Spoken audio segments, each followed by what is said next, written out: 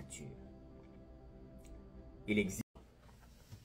Je veux partager avec vous quelques extraits de ce livre « Et demain le Togo, ce que vous devez savoir pour agir efficacement », publié le 27 avril 2023.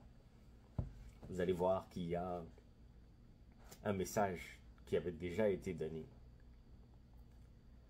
Il existe au fond de chacun de nous, filles et fils de la terre de nos aïeux, un espoir de changement véritable qu'aucune situation ni aucune agression ne peut éteindre.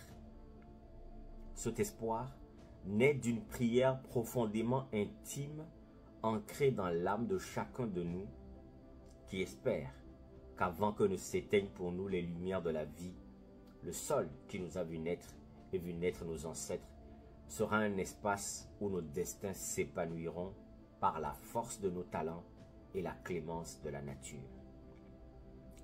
Il existe en chacun de nous, Togolaises et Togolais, une envie de vivre et de grandir pleinement et sainement sur un territoire où la gouvernance est positive, orientée le plus possible vers le bien-être de tous, sans que quelques-uns seulement s'emparent des richesses produites à partir de nos ressources communes, sans que ne soient entièrement dévolues à l'Occident prédateur nos terres, notre économie et nos populations actives, dont une jeunesse qui ne sert pas de ferment au développement de sa propre patrie.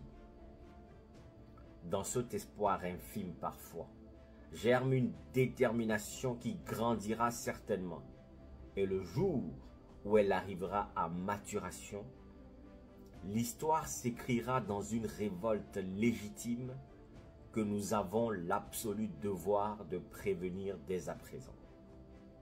Ce jour-là, plus de nord, plus de sud, plus d'est ni d'ouest, plus de tribus, plus d'ethnies, mais un seul Togo, debout comme sur la carte, pour étancher sa soif de liberté et flétrir de sa colère longtemps retenue tous ceux qui, sans gêne ni pudeur, ont altéré la vie de la nation de leurs mains basses, faites sur l'économie et sur l'État. Ce jour-là, comme les peuples voisins et tels leurs aïeux jadis, debout pour l'indépendance et contre la colonisation, les Togolais de partout viendront mettre fin au règne de toute la classe politique qui n'a pas voulu mettre le pays au-dessus de leurs ambitions personnelles et de leurs penchants de despotes et de corrompus. Il existe en chacun de nous une envie du bien qui triomphe sur le mal, un besoin de développement humain et une soif d'épanouissement collectif qui sommeillent et qui n'attendent qu'à être réveillés.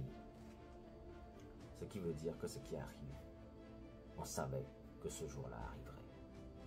Monsieur Fornicimé, plus aucun subterfuge ne va fonctionner. Plus aucune excuse ne va fonctionner. Plus aucun alibi ne va fonctionner. Les excuses d'Amron, c'est bien, ça n'arrêtera pas la mobilisation. Peu importe ce qui va se passer demain, votre chute est annoncée. Et cela arrivera.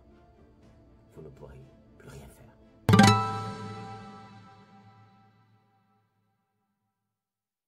Bonjour. Je veux partager avec vous